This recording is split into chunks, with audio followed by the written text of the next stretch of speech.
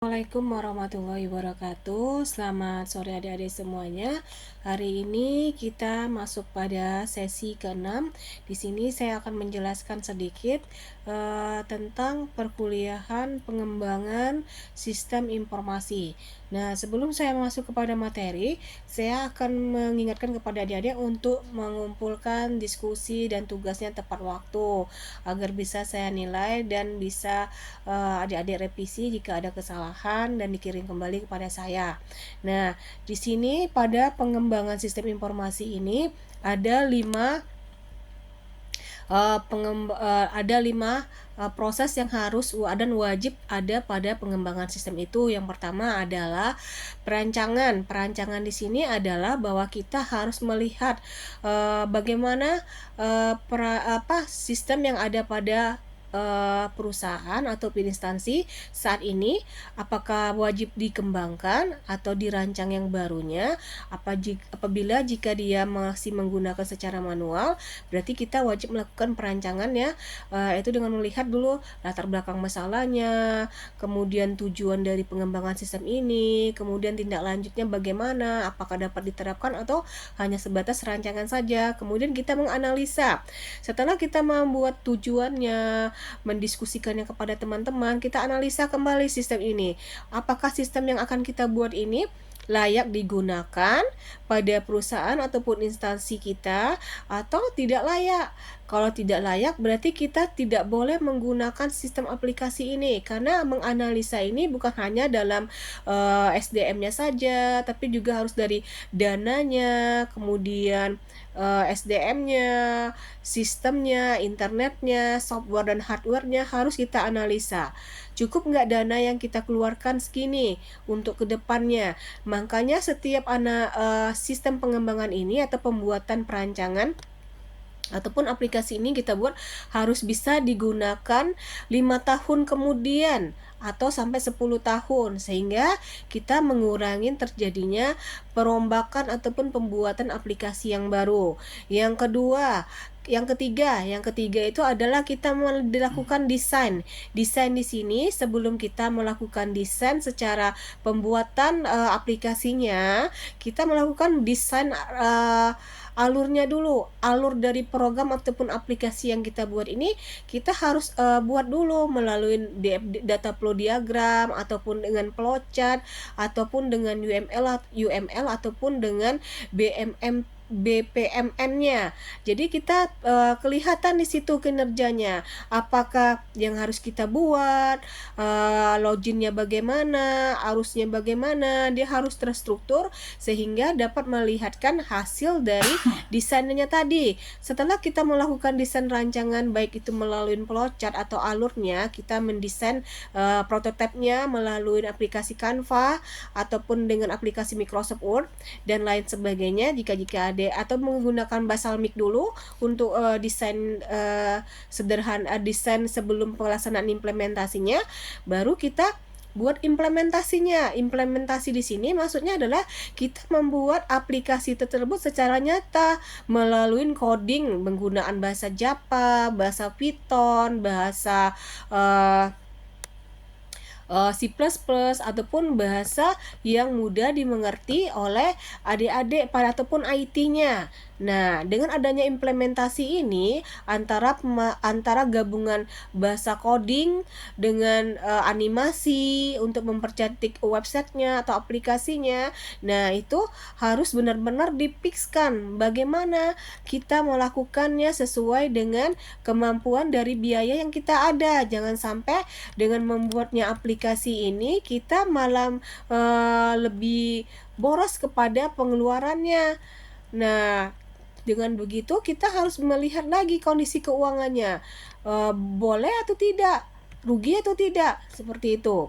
Nah, kemudian setelah kita melakukan implementasi setelah jadi programnya, kita implementasikan kembali kepada SDM-nya. Kita beri pelatihan kepada SDM-nya itu untuk membuat atau menggunakan sistemnya ini dengan adanya aplikasi Semu sebelum mengimplementasikan secara benar-benar fix keseluruhan.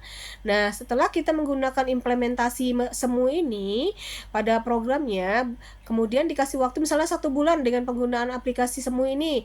Nah, ketika kita menggunakan aplikasi implementasinya secara benar, kita gunakan secara fix dengan website terbarunya atau aplikasi barunya tanpa ada kesalahan. Nah, dengan adanya implementasi pemberian pelatihan kepada SDM tadi, nah sehingga mengurangi resiko terjadinya error. Nah, kemudian baru kita melaksanakan pemeliharaan. Pemeliharaan ini tidak hanya pada pemeliharaan SDM dengan pemberian pelatihan, BIMTEK juga kita harus melihat pemeliharaan secara softwarenya, harus diupdate tidak versi terbarunya setelah penggunaan 3 tahun atau 2 tahun. Kemudian kita lihat setiap minggunya, setiap bulannya, setiap tribulannya jaringannya bagaimana. Jaringan kabelnya apakah ada yang konslet atau digigit tikus, itu cepat kita ganti dengan yang baru sehingga mengurangi terjadi kesalahan dengan adanya konsleting listrik, terjadinya kebakaran pada server, dan masih banyak laginya. Kemudian untuk pemeliharaan softwarenya itu dengan ada versi pengupdatean. Misalnya aplikasi ini menggunakan Microsoft versi Windows 10. Nah, kemudian kita update untuk versi 11-nya setiap tahun ataupun setiap aplikasi tersebut diperbaruin sehingga tidak terjadi error dan tetap support pada komputer kita ataupun aplikasinya.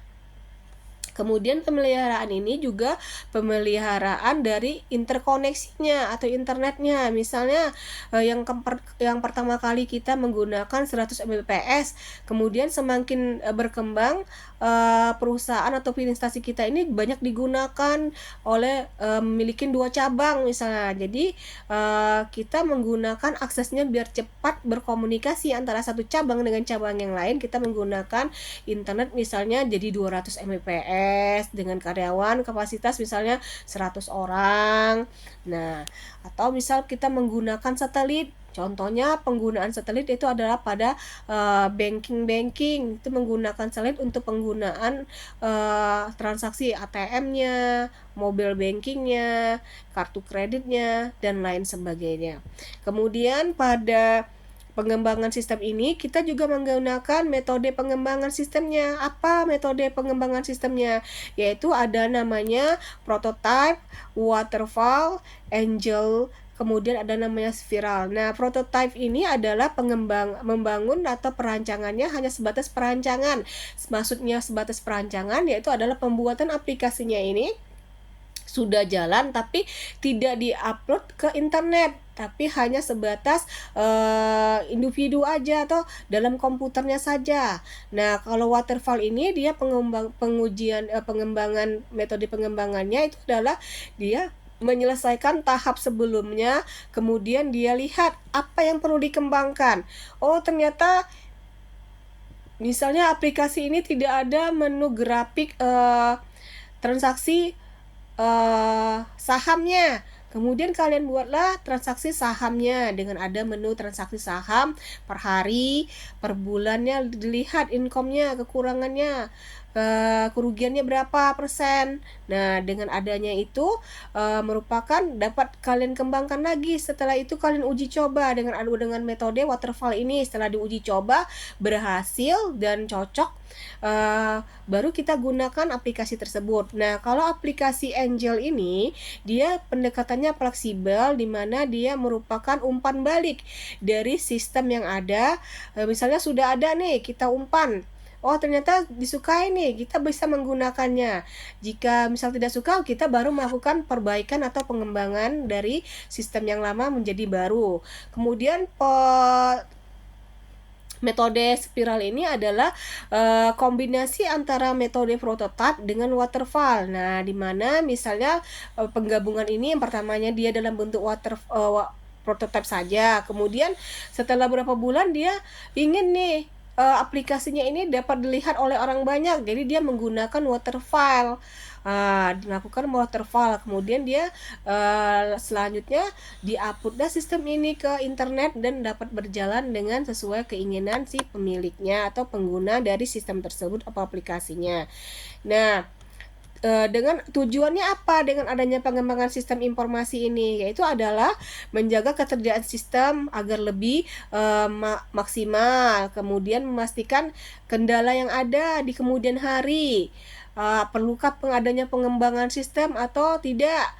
Kemudian menyediakan pelatihan bimtek-bimtek kepada si SDM-nya agar si SDM-nya ini dapat menggunakan aplikasi sistem informasinya dengan maksimal. Nah, kemudian kita evaluasi kembali.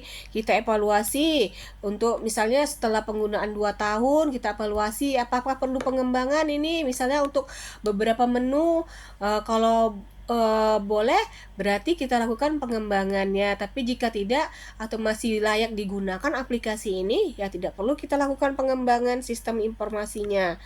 Kemudian faktor yang harus diperhatikan saat kita melakukan pembelian paket perangkat lunaknya, yaitu adalah sesuaikan dengan kebutuhan kita. Sesuaikan dengan kebutuhan kita, baik itu dalam dana, dalam aplikasi yang kita gunakan, apakah bermanfaat atau tidak, versinya yang terbaru atau yang terlama. Kalau ingin dia bertahan, misalnya tetap digunakan 5 tahun ke depan, berarti kita gunakan aplikasi tersebut yang versi terbarunya, dengan software pendukung yang bagus, perangkat lunaknya seperti misalnya yang ori, misalnya kita menggunakan Microsoft Office yang ori. Nah, itu kita ketika ada pembaruan, kita sudah diberikan hanya secara gratis, kita dibayar di awalnya aja, tidak ada pembayaran berikutnya. Nah, kemudian kita cek lagi stabilitasnya ini, perangkat lunak ini berkembang seiring waktu dengan adanya sistem ini di perusahaan kita atau di instansi kita. Jika dia berkembang dengan adanya aplikasi ini dapat meningkat penjualan, lebih cepat dan efisien dalam transfer data dan penyimpanan datanya, maka dapat dikatakan bahwa dengan adanya sistem ini perusahaan bertumbuh lebih baik daripada penggunaan aplikasi sebelumnya. Kemudian dengan dukungan dan pembaruan. Dukungan pembaruan ini adalah kita melihat kualitas teknik dari pembaruan perangkat lunak ini bagaimana. Apakah setiap ada pembaruan atau pengupdatean aplikasinya ini kita bayar kembali atau diberikan secara gratis kepada vendornya. Nah, kalau misal diberikan secara gratis oleh vendornya, berarti dapat kita pakai aplikasi ini. Jika harus dibayar lagi, kita tidak boleh menggunakan aplikasi ini. Kenapa? Karena kita rugi, kita sudah bayar per tahun, tapi ketika ada updatean versinya terbaru, misalnya 6 bulan, kita harus membayar lagi. Sebaiknya kita jangan gunakan. Carilah vendor-vendor yang dapat saling menguntungkan antara kita dengan mereka tanpa mengalami kerugian dari pihak kita maupun pihak mereka. Nah, demikianlah penjelasan materi pengembangan dan perancangan sistem informasi ini. Saya akhirin dengan wabillahi taufiq wal hidayah. Assalamualaikum warahmatullahi wabarakatuh.